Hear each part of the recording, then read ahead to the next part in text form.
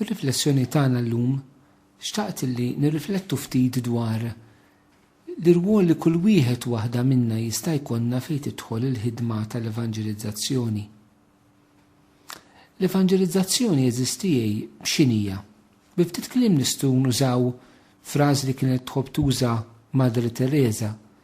Madre Teresa li kienet tgħid li l-evanġelizzazzjoni hija li nagħmlu l-Ġesu preżenti. U fil-fatt dik li nitevanġelizza ġifieri li inti twassal lil Kristu il-persuni oħrajn, twassal lil Kristu l-persuna tiegħu, mhux it-talim tiegħu, mhux qed ngħidu li ma waslux it-talim ta' Ġesu, imma l-iktar ħaġa fundamentali fl-evanġelizzazzjoni hija li nlaqqgħu n-nies mal-persuna ta' Ġesu li mbagħad meta jiltaqgħu miegħu allura iva jilqgħu it-talim tiegħu. Il-ħidma tal-evanġelizzazzjoni eżisti nagħmluha fil-Knisja l-kull kemm aħna bid-doni differenti li jagħtina l-Ispirtu Santu, b'kariżmi differenti, bi stati ta' ħajja differenti. Saċerdoti reliġjużi miżewġin, minnu single, minnu armel, minnu anka tfal imsejħin għalija kellna tfal qaddisin tant li evanġelizzaw, żgħażagħ, adulti, anzjani. Il-kull kemm aħna msejħin eżisti sabiex inwettqu din il-ħidma fil-Knisja bil-mamudija u bis-sagrament tal-griżma tal-konfermazzjoni, griżma tal-isqof. Imsejħin li nagħmlu dan il-koll anka bid-doni u bil-kariżmi kull wieħed lil mura jagħtina. Però llum nixtieq nenfasizza fuq aspett partikolari eżistijej illi il-koll kemm aħna x'inhi s-sejħa tagħna huma x'inhuma d-doni tagħna nistgħu naqdu lil mulej permezz tiegħu. Huwa l-aspett tal-eżempju. Forsi ma tantx nirriflettu fuqha, ma tantx inħossu responsabilità, mhu speċjali aħna li aħna nsara, li nkunu ta' eżempju tajjeb għal ħaddieħor. Il-Papa Pawlu VI f'kitba li ħallinna wara s-sinodu fuq l-evanġelizzazzjoni li ġġib l-isem Evanġeli Nunzjandi, hemmhekk baqa' magħruf għal sentenza li tagħna meta qalinna li n-nies tal-lum jemmnu aktar ix-xhieda mill-għalliema u jekk jemmnu l-għalliema dan għaliex huma jkunu xhieda. F'kelma waħda l-Papa Pawlu VI eżistijej fetħilna għajnejna illi l-Knisja fi żminijiet tal-lum li hija qiegħda tgħix hemm bżonn ħafna nies illi jevanġelizzaw mhux tant bil-kliem imma bix-xhieda tagħhom. Aħna l-Maltin eżisti għandna qawl meta ngħidu l-kelma tqanqal imma hu l-eżempju illi kaxkar. Jekk dan huwa vera l tant affarijiet huwa vera wkoll fejn tidħol eżistijej il-fidi nisranija tagħna. Hija missjoni illi aħna nkunu xhieda ta' Ġesu. Ġesu dil-missjoni tajinna fil-Vanġelu qabel ma tela s-sema. Naraw pereżempju fil-Atti tal-Apostli Ġesu jgħidilhom morru intom tirċievu l-Ispirtu Santu u meta jiġi fuqkom intom tkunu xhieda tiegħi. Hija s-sejħa tal-mulej li inti tkun xhud tiegħu. Anka fit-tagħlim tiegħu Ġesu naraw jgħidilna pereżempju li ħallu l-emil tagħkom tajjeb jidher biex li tiddinjatu glorja l-missierkom li hu fis-smewwiet. Minnhom jgħidilna jekk il-mel jaqta biex jerġgħu toma, intom il-mel tal-art, intom id-dawl tad-dinja. Bħal belt fuq muntanja minnhom jiddeskrivina wkoll. Għandna din is-sejħa eżistijej li aħna rridu nħallu l-emil tajjeb tagħna jidher u jiddi biex bekk tingħata glorja l-missierna li hu fis-smewwiet minn dawk li jarawh u jinġibdu permezz tal-emil tajjeb u jemmnu. L-eżempju eżistijej għaliex u daqshekk importanti.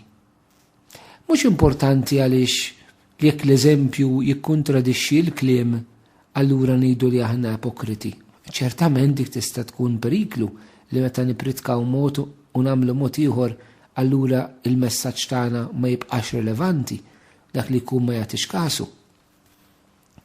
U din noqogħdu attenti minn eżisti anke fil-Knisja llum il-ġurnata aħna l-insara x'qed nipritkaw x'qed ngħidu u fir-realtà x'qed ngħixu. Però l-eżempju importanti mhux biex ma jkunx hemm diskrepanza bejn il-kliem u l-emil tagħna.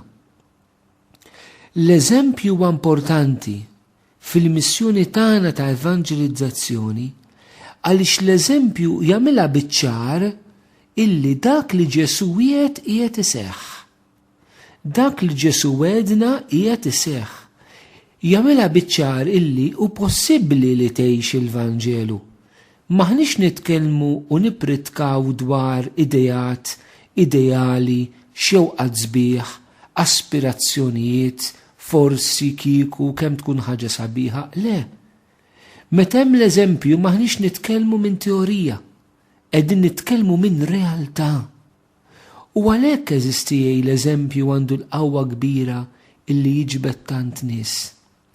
Mhux għall-eżempju tajjeb fih innifsu imma l-possibilità li juri li l-Vanġelu tista' tgħixu. Persuna li jitaqta' qalba, pereżempju, illi l-imħabba hija possibbli u f'minħobb fil-konkret tara mhux illi dak jgħid l-imħabba u jħobb, tara li l-imħabba hija possibbli.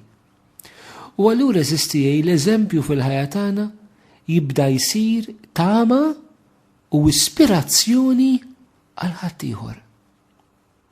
U propju fil-kuntest li aħna qegħdin ngħixu fih eżistijej, li nkunu nies eżempju tajjeb hija missjoni kbira. Għaliex aħna ngħixu f'ċirkustanza fejn xi drabi kif nibdew nitkellmu dwar Alla dwar il-Knisja t-tagħlim tiegħu. Hawn min jaħseb li jaf il-Ġesu t-tagħlim tiegħu allura laqqas irid jisma' għax jaħseb li jaf. Hawn min illi b'ċert ostilità lejn il-fidi nisranija llum il-ġurnata li ma jridx jisma'. U allura eżistijej il-kelma mitkellma faċilment li wieħed isott widnejh għaliha. Però l-kelma mejxa huwa diffiċli li wieħed jara għajnejh għaliha. Iktar faċli titfi stazzjon tar-radju, iktar faċli tħalli kelma dieħla waħda minn widnejk u toħroġ mill-oħra, milli meta tara persuna qed tgħix il-Vanġelu diffiċli tneħħiha. L-eżempju tagħha jibqa' mmarkat fil-qalb ta' min jara. U allura aħna qed ngħixu f'ċirkustanza fejn xi drabi nintaqgħu nies li ma jirdux jisimgħu, però xi drabi dawn l-istess nies għandhom kapaċità li jaraw. U meta jaraw kapaċi jifqu, kapaċi jirriflettu. U dak in-nuqqas ta' tama li d-dinja tal-lum, speċjali l-Ewropa eżistija kif qal Ġwanni Pawlu T fil-kitba tiegħu Ekklesja Ewropa. Min-nuqqas ta' tama li għandna fl-Ewropa, persuna li qataw qalbhom b'tant mill-ħajja fuq diversi aspetti u livelli tagħha, meta jaraw l-eżempju, allura iva jibdew jirriflettu illi ħajjithom tista' tkun differenti għax fil-fatt hemm min għandu l-ħajja tiegħu li differenti, huwa possibbli illi l-mulej iwettaq xi ħaġa ġdida ġewwa fina. L-eżempju eżistijej kien missjoni ta' ċerti persuni li anka laħqu l-qudusija fil-ħajja tagħhom. Li l-Knisja għarfithom u ddikjarathom qaddisin. Nixtieq insemmi 2 partikolari li jistgħu jispirawna. L-ewwel wieħed huwa San Franġis t'Assisi. San Franġis t'Assisi eżistijej fit-tagħlim tiegħu li l-patrijiet kien jenfasizza ħafna fuq l-eżempju. Kien jgħidilna sabiex nippritkaw bl-eżempju tagħna. Jekk hemm bżonn nużaw il-kliem. Darba minnhom għandna hekk ir-rakkont tant sabiħ meta Franġisku patri ieħor irħila l-itri għax Franġisku qallu ejja mmorru nippritkaw. U daw bdew mixin u ma bdewx jippritkaw. U l-patri qallu ma' Franġisku meta nippritkaw qallu tistenna ftit. U baqgħu mixin. U reġa' saqsih qallu Franġisk, meta ħanipritkaw? Qallu stenna. U baqgħu mixin. U reġa' saqsih Franġisk, meta ħanipritkaw? U Franġisk qallu stenna. Baqgħu mixin sakemm marru lura l-kunvent. U tal-bagħad qallu ma Fra Franġisk, tista' tgħidli inti x'kienet din qed li biex immorru nippritkaw u ma pritkajna xejn? San Franġisk qallu il-mod kif imxejna, il-mod kif ġibranuħna dik kienet il-pritka tagħna. Araw Franġisku eżistijej kemm kellu għal-qalbu li nippritkaw u l-valur kbir li tippritka bl-eżempju tiegħek. Eżistijej, Franġisku dan ma jgħidux għal xejn. Franġisku ikkontempla tant il-ħajja ta' Ġesu. U jaf li Ġesu kol ħallinna l-eżempju fl-aħħar ċena.